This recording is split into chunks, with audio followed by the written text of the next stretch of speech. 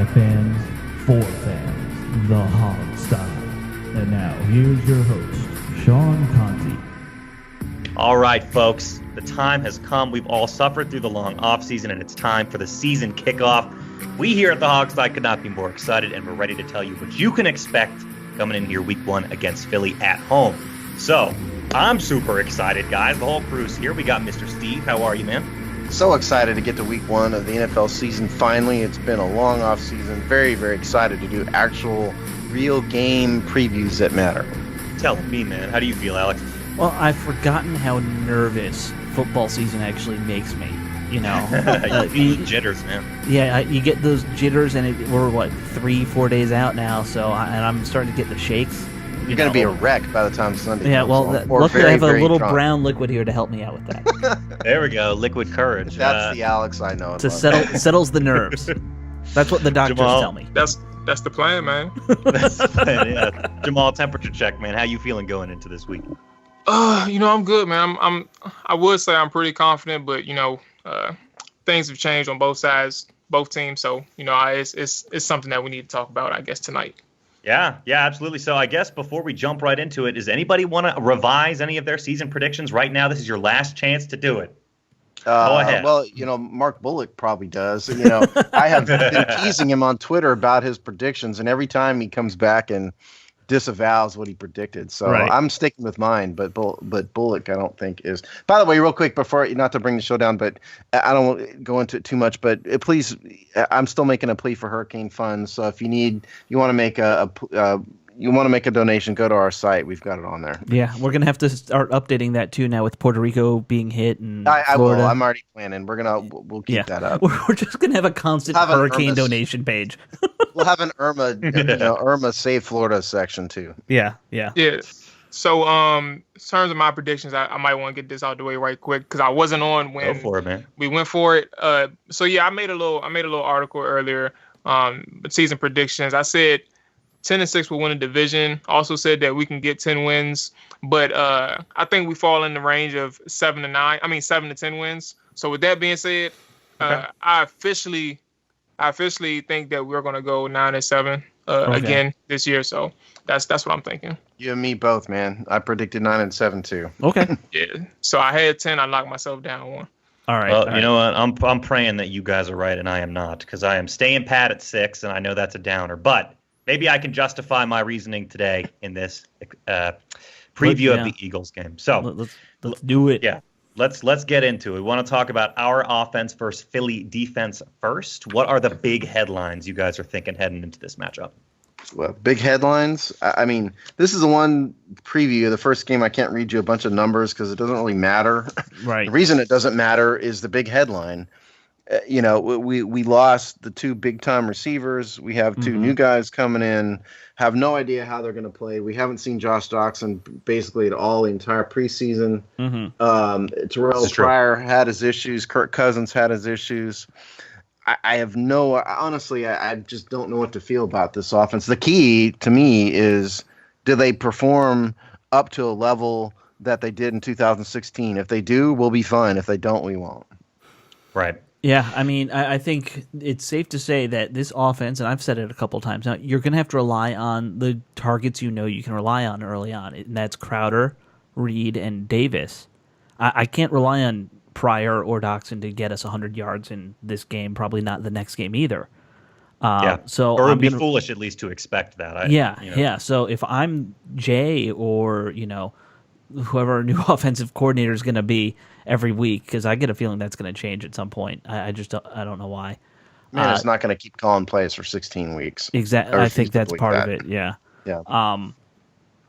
But that's who I'm going with. I'm doing a lot of short stuff to Crowder, open underneath, a lot of Jordan Reed doing what he does, and then the running game. I think you have to really focus on running the ball with Kelly early on and often this week.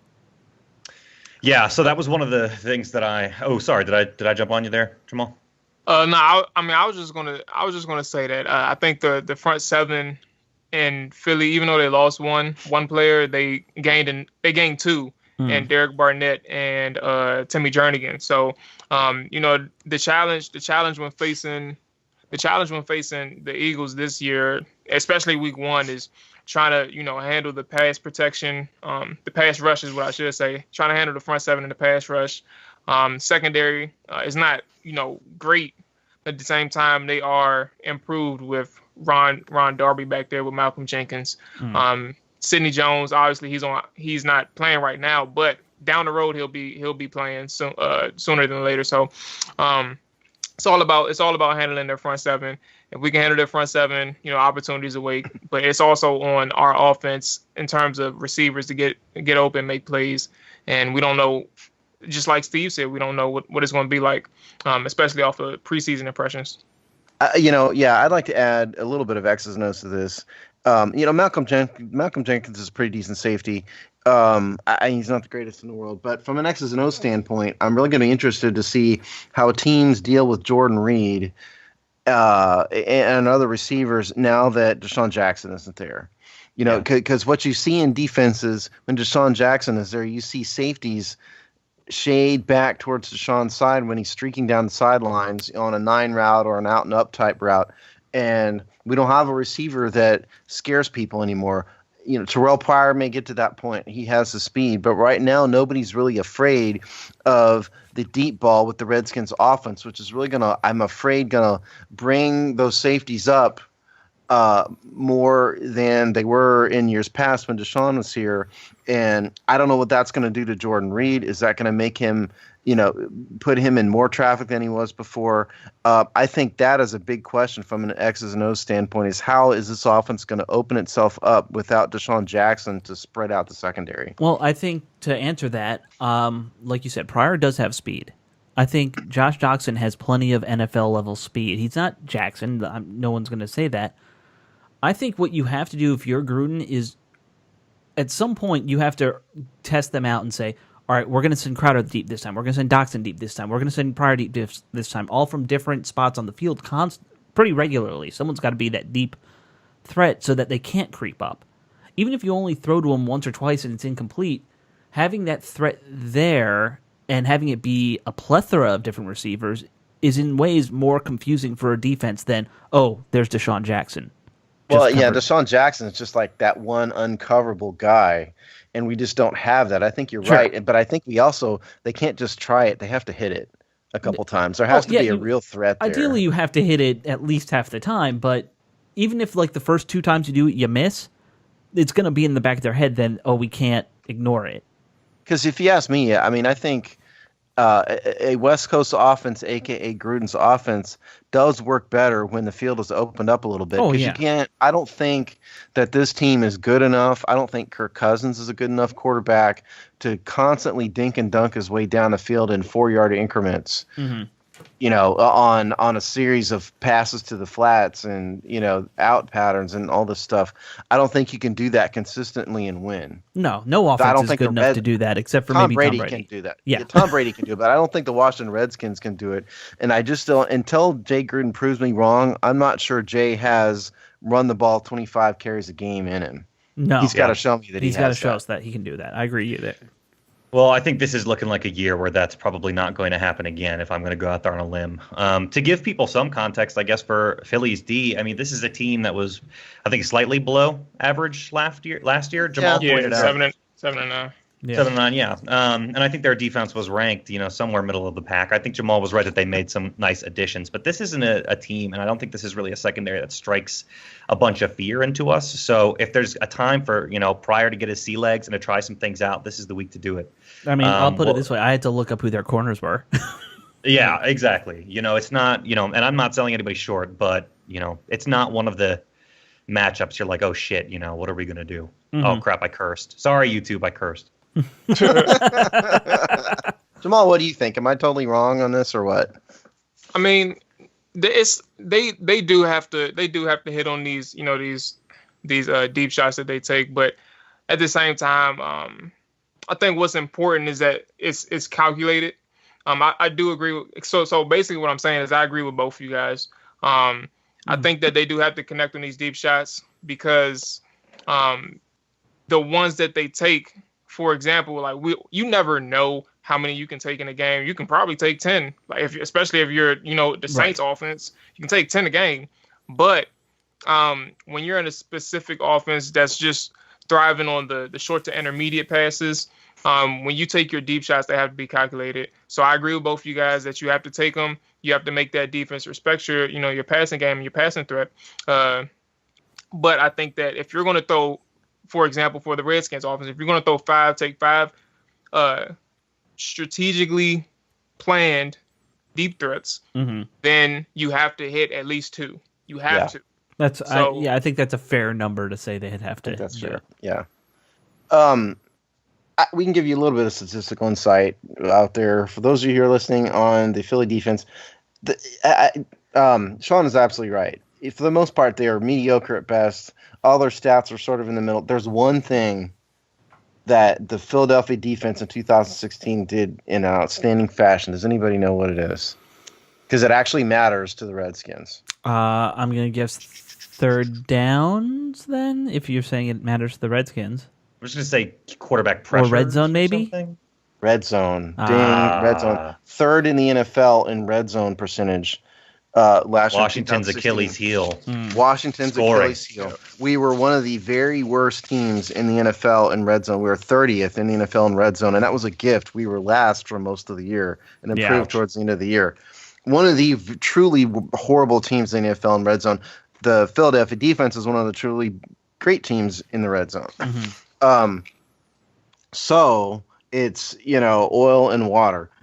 Are the Redskins going to be able to improve in that area? We have a lot of bigger targets. Jane's beloved fade pattern really ought to go better.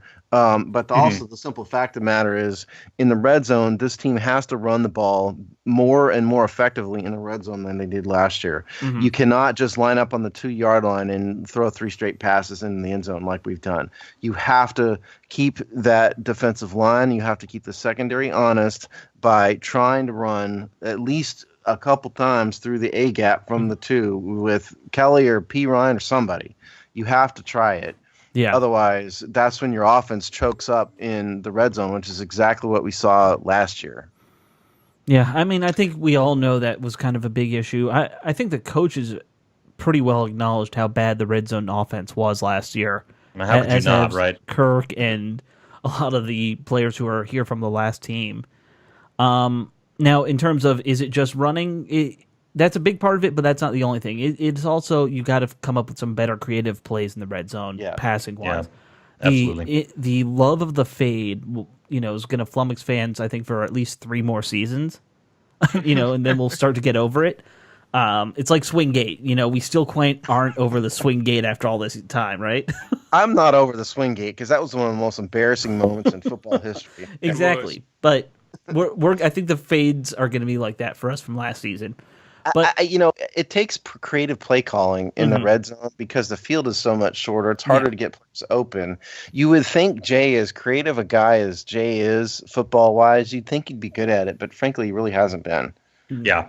It also takes sorry about this, Sean, but it also takes confidence in your quarterback too. Not a coach having confidence in the quarterback having confidence in executing the play. Right. Like when you see something, you need to be decisive and not hesitant, because a lot of decisions or a lot of opportunities were passed because Kirk was hesitant, making a play. So I think that's a beautiful point. That's almost exactly what I was going to say, which is that I think my final word on the Philly defense and the Redskins offense is that the opportunities are going to be there.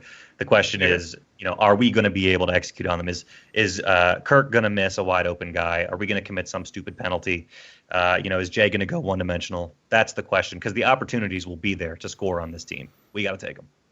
Yeah. Yeah. So. Yeah, the defense isn't anything to be scared of. They weren't that good last year. Yeah, they were good in the red zone, but their pass rush isn't that good. Their secondary isn't that good. Fletcher Cox is probably their best in the front 7, and he had 6.5 sacks last year. So if the Redskins play well on offense, they have their He only opportunities. had 6.5. That's shockingly low. Yeah, 6.5. All right, well, let's move to the other side of the ball then, fellas. This is the Redskins defense. This was not the bright spot, obviously, of last year against the Phillies, the Eagles offense. Yeah, so I don't know if you guys want to do major headlines again, but for my major headline for folks to keep in mind, this is a majorly retooled offense for Philly, and we kind of know the story with the Redskins. We've been covering it all offseason with the defense, but still, DJ Swearinger, the biggest acquisition probably made there. So right, and Sua Craven's the biggest surprise loss of the season right now. Yep. Already covered. Am I the only one that's afraid of a 6'4" guy who's 230 pounds and can run? No, you're not the only one. I'm afraid of that in lots of situations, dark alleys, all sorts of things. I mean, on a football field, not you getting beat up or mugged. What I'm talking about is, of course, Alshon Jeffrey, who's new to the Eagles. He loves to torch the Redskins. He's done it several times. He did it several times in Chicago. He's so big. I think it would make sense to me at least. And Doug and Coach Peterson of the Eagles put it out there in the media in the media availability today. I'm assuming Josh Norman is going to shadow Alshon Jeffrey. Yeah, I think I've seen rumors from the Redskins side about that. That's the plan. Yeah. But anyway, and the other new chink in the Philly armor is LeGarrette Blount. Mm-hmm. Of course, and LeGarrette Blount is a guy who's hot and cold. Well, he came off a hell of a season this time, my friend. Yeah, but it's sometimes I think he looks like an All-Pro, and other times I think he looks like he doesn't belong in the league. Maybe that was a function of being with the Patriots, I guess. But obviously we were terrible in stopping the run all last year. Certainly this is a challenge.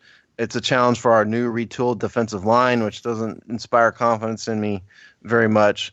We're really counting on Jonathan Allen to be what we hope he is. Right. Yeah. Pressure. Throw them off balance. You can do it to a Wookiee. He's called him a Wookiee. He's not a Wookiee. You can do it to a rookie. Like Wentz. You can get him frazzled. So I think that's going to be a big key. But yeah, I mean, you've got it's Torrey Smith, right? Is the other acquisition this offseason. Yeah. You got him. You got Alshon Jeffrey. Those are, intimidating enough tools over the top. You got to respect that. And then, like Steve said, you've got decent running backs. Not quite sure what to make of that situation, but pressure. Pressure on. I think Blount is a good complement to a Darren Sproles. I mean, I don't fear either of them just as like a featured back, but, as a dual threat, tandem. I mean, that's a pretty good 1-2 punch for any running back group. I think Blunt's been in the league forever now, hasn't he? Like I was just Googling it. He's on his 7th or 8th season now. Seems like just yesterday he was punching out a college player at the end of it. It does. In Colorado. Yeah. Our boy's grown up. Yeah. No, he really hasn't actually. He's kind of a pain in the butt, it seems to me. Yeah. Let's talk about Carson Wentz a little bit. We'd be remiss not to. Of course. Carson Wentz is better than Redskins fans would have you believe. He was a rookie last year, yes. He only had a 79.3 quarterback rating, yes. But only he threw 16 touchdowns last year. He threw a lot of passes. He got a lot of good experience. Mm-hmm. And I think the Philly staff managed him well. They kept the passes short. They kept his confidence up. He completed a pretty good number of passes. He threw 607 attempts, 5th in the league, 62.4% completion percentage. But guys, he's had a good preseason. He has. He had a quarterback rating over 100. Yeah. In these games in the preseason. So I think he's improving, and I think in year 2 you will see a more open playbook, particularly with Alshon Jeffrey, a bigger receiver now. You're going to see a more wide open Philly offense, I think. Mm-hmm. Jamal, you've been strangely silent on this Eagles offense thing. I think the offense of Philly is not necessarily a big threat to me, especially not right now, for the simple fact that it is week 1, so I don't expect them to be firing on all cylinders, which benefits us. I think what will be firing on all cylinders would be their defense. But again, we're talking about the offense right now, so I'm not really too concerned about their offense. Although I do think over time, with the chemistry, Carson Wentz will be able to have that offense looking pretty damn good. But this week, I'm not necessarily concerned. I do think that the secondary will be able to handle Alshon and Torrey Smith, especially with DJ Swearinger back there at safety. I don't expect much to go past him.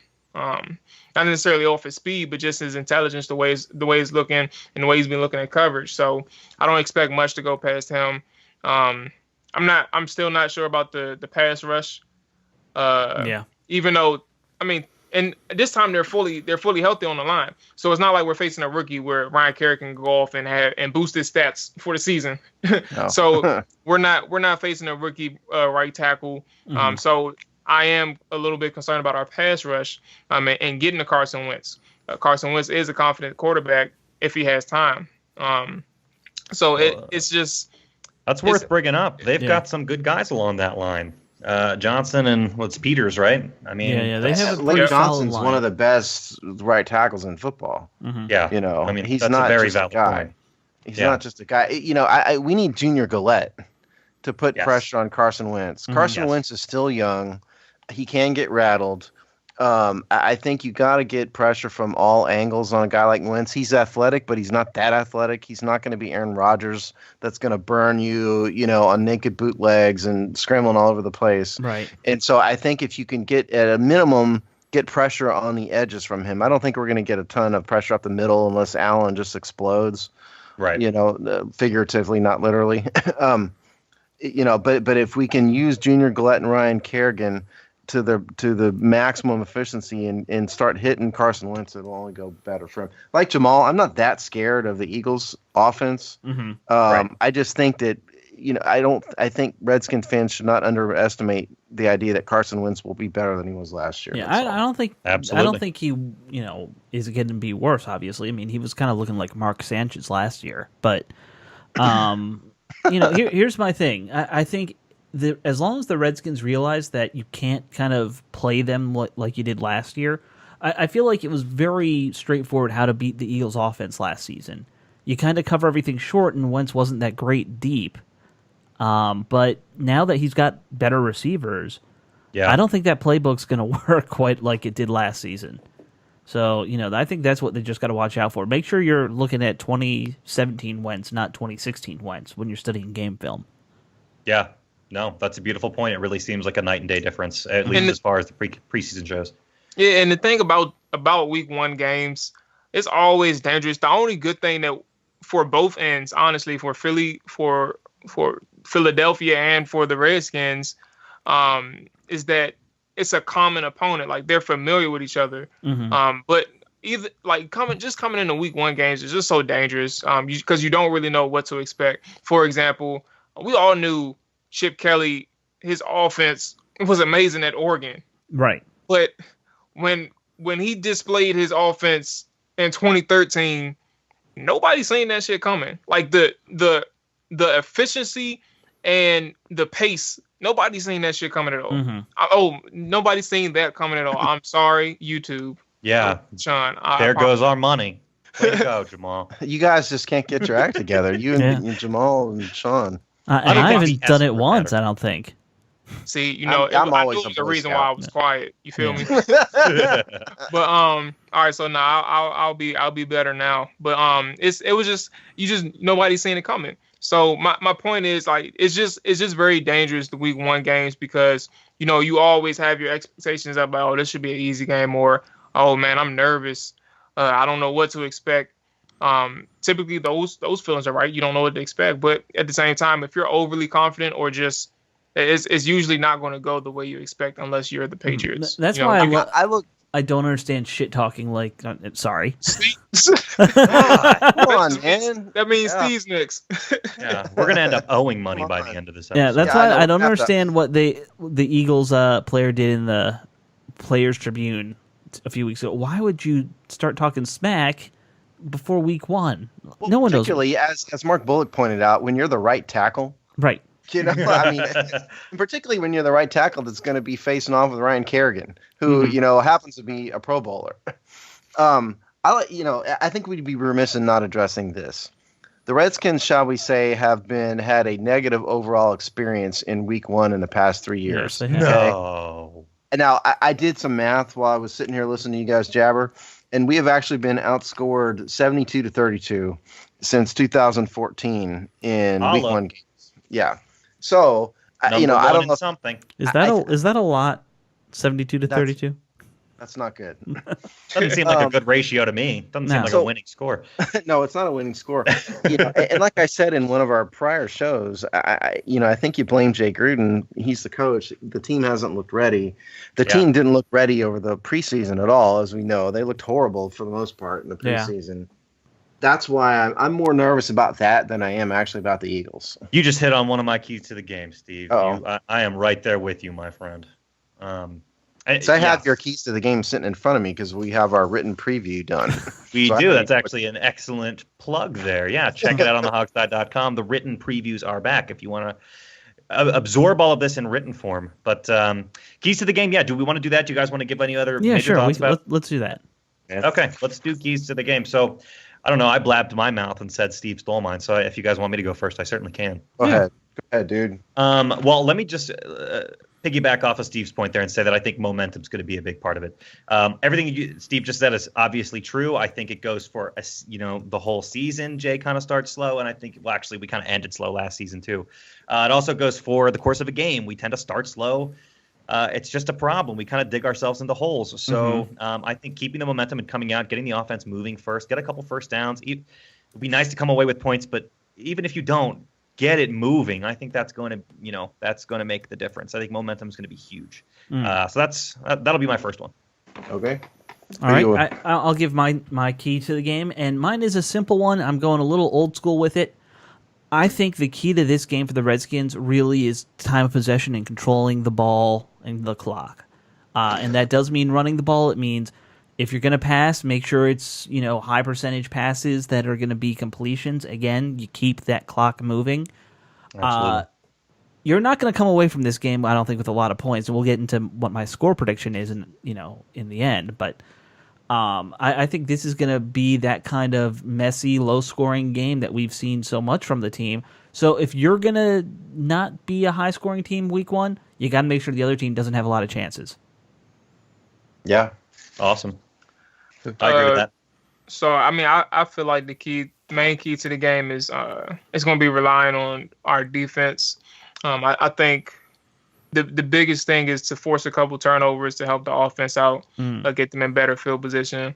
Also, we have to get off the field on third downs.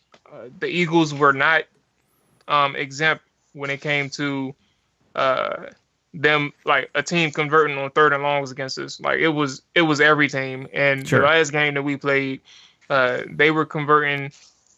I don't know how many it was, but they converted on a few third and longs for sure. It was a lot. Yeah, they converted on a few third and longs. So I'm confident that we'll be able to get off the field in favorable third downs defensively. But obviously that's the key to the game. Get off the field on third downs and also generate turnovers, whether it be fumbles. Carson Wentz is fumble prone. You can get to him and you can cause fumbles. But I think whether it be fumbles or forcing bad throws due to great coverage is a key to the game. The biggest key to the game, obviously, is just for our defense. For me, is for our defense to help our offense out. I didn't mention earlier, but the 2016 Redskins were actually the worst team in the NFL at third down. Defense, in case we didn't know. I mean, the key to the game for me, my name is Kirk. Will the real Kirk please stand up? In the words of Eminem. No. We need to have. Yes, I don't disagree with you, Jamal, that the defense needs to help out. But I think the key to the game, the key to the entire season, is whether this Redskins passing game is going to start to click with a Kirk Cousins who looked not confident in the preseason, and a bunch of receivers he hasn't really played with outside of Crowder and Reed. So I think the most important key is, can Kirk Cousins become good Kirk early, not wait till game 5. We need it early. So that's the biggest key to the game for me. I like it. I think every single point made, they were all different, but they all, I mean, it's kind of funny when we all do different keys to the game because we kind of cover the whole game. The most important thing to happen is that it all goes well, in other words. Sure. I'm just amazed that I tried to quote Eminem and not one person made We fun know of me. you love That's Eminem. right. Yeah, that's right. Steve I made a drives Jay-Z through his reference. little suburban neighborhood just blasting some old school Eminem now. It's usually Led Zeppelin, but you know. So that's where he draws the line there because I made a 99 Problems reference and Steve was like, "What? Yeah. You count your problems? What?" I didn't know All right. that one. Sue me, you know. Hey, All right, we'll make you a mix, Steve. Okay, let's get into the predictions. Do we want to go score predictions for this bad boy? Do we feel confident enough to do that? Oh yeah, I'm ready. of course, I always do this. Okay, let's see. I'll kick us off if you want, unless anyone wants to go ahead and take this You're pressure driving off. the, Nope. driving the bus, Sean. You tell Okay, us what. let's drive it right off the cliff here. I'm going to say, so I predicted a Redskins win, actually, and I'm sticking with that. So I'm going to say, I agree with Alex. I think it's going to be kind of low scoring for both teams. 14-10 Redskins. Wow, that's really low scoring. All right, I'll go next. Yeah. Sticking with it. I'm thinking, yeah, it's going to be fairly low scoring. We're not going to see high flying Redskins. I do think they're going to do enough to win. I think that mainly because I predicted that off the cuff last week when we did our prediction show. So I'm going to say 2017 Redskins. 2017. All right. will pro- You guys are both kind of in the ballpark where I'm at because I'm kind of in between them. And that's because I think the Redskins win this thing by a field goal, 17-14. Yeah, cool. Yeah. I can see that. So I guess it's a clean sweep with the victories. The Redskins do win this one. I feel like it's going to be a struggle to get to 20, but we'll get to it. The final score will be 20-14. Redskins. So that's how I feel. 6-point victory. That's not bad. I'll take any victory for the first week. The first week, Philadelphia. I mean, don't forget we beat these clowns 5 times in a row. Yeah, so. let's go for 6, which Different apparently team. we haven't done in forever. Someone posted how long it's been. It's been like 20 years. Well, you know what? I don't need to hear those stats. No, I don't have that, but we are 7-3 in the last 10 against them. So we've done well in recent years, past 5 years. Yeah. All Take right, that well, shit, Kelly. yeah, take that, douche. Okay, well, Steve, why don't you go ahead and tell us what the folks out in Redskins land, the good old people, the workers here, Okay. parts of this country, what do they think? The Redskins no, proletariat. I know there's people out there who love these polls because we hear from you, but don't get used to this. We're not doing this every week because I can't keep up with this every week and do everything else we need to do. We peer pressure him into doing it. Don't worry. But we did do a poll this week, and because I was mainly curious about how the fans felt given sort of the uncertainty. So the question was predictions for the Redskins-Eagles game, and the options were Redskins win by less than or equal to 7, Redskins win by greater than 7, or the Eagles win by less than or equal to 7, or the Eagles win by greater than 7. So, All right. what do you guys think? Well, People I were think so we all all over voted the less place. than 7. What? No, we no, all no. voted.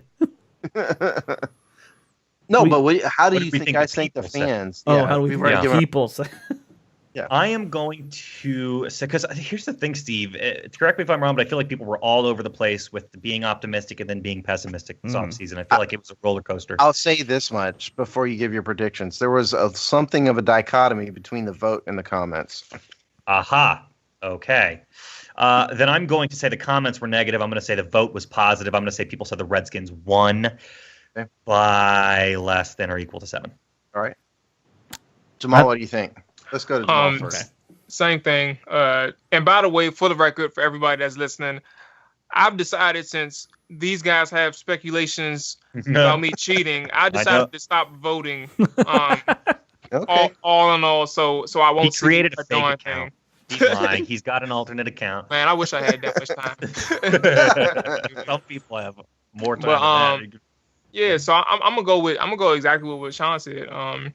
Redskins win, but equal to or less than 7. All right. Yeah. Alex, what do you think the fans thought? I'm going to be different and say that the people think that the Redskins will lose this game by more than 7. I think this has been a negative week in Skins fan world. So, Fair just enough. by all the nonsense that's going on off the field, because we've definitely lost off the field this offseason. So, We I did think, lose off the field. Yeah, Yeah, Bruce Allen didn't live up to that one. Well, Alex, you know what? You would be wrong. Aw. Sean and Jamal are actually right. There we By go. a vote of 38%, the fans thought that the Redskins would win by less than or equal to 7. The second category was Redskins win by greater than 7. So if you do a little basic math here, I was told there'd be no math, but there is. 69% of the voting public out there have confidence in the Redskins' victory, and Steve 31% loves are math. the He's negative. lying. 31% are the negative. But like I said, we got a pretty significant number of negative comments to this. We got a bunch of comments. I'm not going to read all of them. But angry people are always the most vocal. See, that's Yeah. as soon as you said that, I knew. Yeah, well, yeah. That's something we learn in politics too. It is. It is. The most angry one has a curse word in it, so I'm going to try to avoid the YouTube shutout and not say it. So That's right. I will go with Stanley Cousins, who goes by the name of @ShutUpCole, whatever that means. He says, we lose because the offense will need a month to get going. I think they'll look poor week 1 against a great front 7, and we lose 24-17. Go with LJ, who is DC Sports Talk 24/7. We typically get off to slow starts. Don't think our offense will mesh right away. Have us losing 27-17. Jay, who is @Project J War. Run game struggles. Start sluggish. Blunt goes off. Jeffrey gets a TD. Skins give up on run and come back and win 28-24. It's scary how I can see lot of that scoring. happening.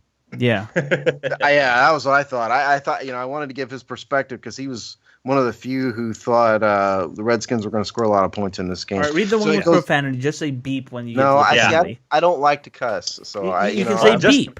Just edit it. We want to hear what this angry man had to say. Oh, well, okay. He said Redskins by a blowout because bleep the Eagles, which I like. There we go. Yeah, see, I like that comment. I'm glad you did See, that. and now that can actually be the show title. Yeah, bleep the There you Eagles. go. There you That's go. actually perfect. Okay, well, there you have it, folks. That is our predictions. Anybody else want to get any final thoughts out on this game? Anything you're just dying to mention here? I have one thing to mention I saw on Twitter today, and that is that the Redskins' entire team was practicing all day. No one was Okay. hurt. So, other than the Well, guys on well- IR, obviously. Yeah, Excellent. I mean, in terms of injury report, real fast, Ryan Anderson is the guy who was limited today with the stinger, the never-ending phantom stinger. Everybody else was full practice. Doxson, Gillette, Long, and Nicholson have owies, but they all practice full. So And that's what it says in the report was owies. Hours. yeah, it was hamstring, knee, and shoulder. But Ryan Anderson was limited. So that's All right. Well, certainly seems like the signs are pointing for us to at least come out swinging for the fences this week. Who knows if we'll hit that home run. But anyways, I guarantee you this: a game will be played. a game, football will occur this week. Just take happiness in that. All right, well, as we said, we've got the written previews coming out on thehogsty.com, so make sure you're checking out that if you want to read out what Steve has to say about the games. And obviously, a plethora of other content coming out each week in addition to that. So we'll see you guys next time.